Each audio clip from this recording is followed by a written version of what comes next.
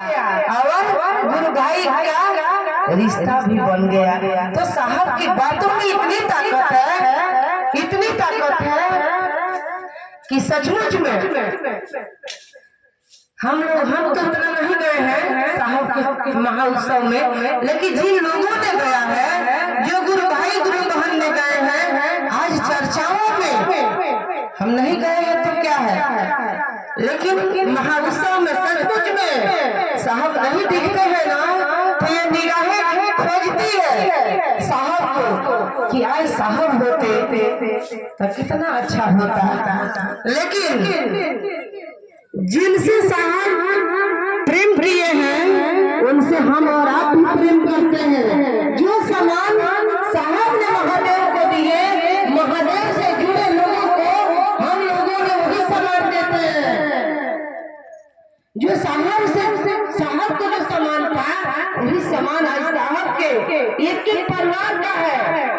क्योंकि जैसे महादेव को हम लोग जल चढ़ाते हैं, पूजा करते हैं, उनको अपना गुरु माने हैं, तो क्या साहब के परिवार को नहीं मानते हैं? क्या महादेव के परिवार को नहीं मानते हैं? गणेश के भी पूजा होती है, कार्तिक के भी होती है, माँ भगवती का भी होता है। उसी तरह हम लोग शिव शिष्टा से जितने लोग जुड़े हैं, जितने गुरु भाई गुरु बहन, उतने लोगों को हम वही सम्मान देते हैं, वही मान करते हैं।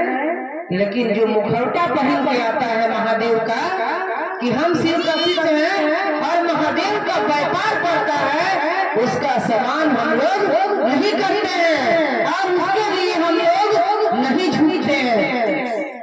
बरखा आनंद ने कहा कि अगर झुकना है तो उस शिव के लिए झुक जाइए, उस गुरु भाई बहन के सामने झुक जाइए जो मेरे महादेव का काम करता है, जो मेरे गुरु का, जो साहब के आदेश पर चलता है, उसके लिए आप पूरा झुक जाइए। और हम लोग झुकते हैं उसके लिए। लेकिन जो मुखौटा बना के आता है और कहता है कि मैं शिव का शिष्य हूँ, उसके लिए हम लोग नहीं झुकते हैं।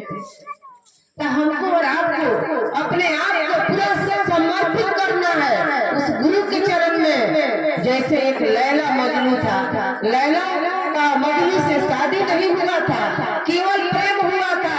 लेकिन वो मजनू जा रहा था लैला के खोज में, और एक व्यक्ति चादर बिछा के बैठे थे, अपने खुदा का इबादत कर रहे थे, और मजनू उस चादर से गुजर गए तो उस व्यक्ति का ध्यान टूट गया और उस व्यक्ति को पकड़ के वो बोला, मजनू को पकड़ लिया, झंझोर दिया और कहा कि तुम्हें दिखाई नहीं देता है क्या?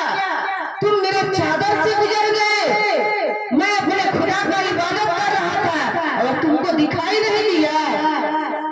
मजनू जाने लगा, लेकिन वो व्यक्ति ऐसे बात बोले कि मजनू को रुकना पड़ा।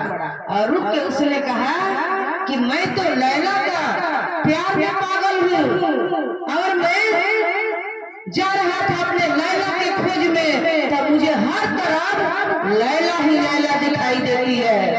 और आप किस खुदा की इबादत करते हैं?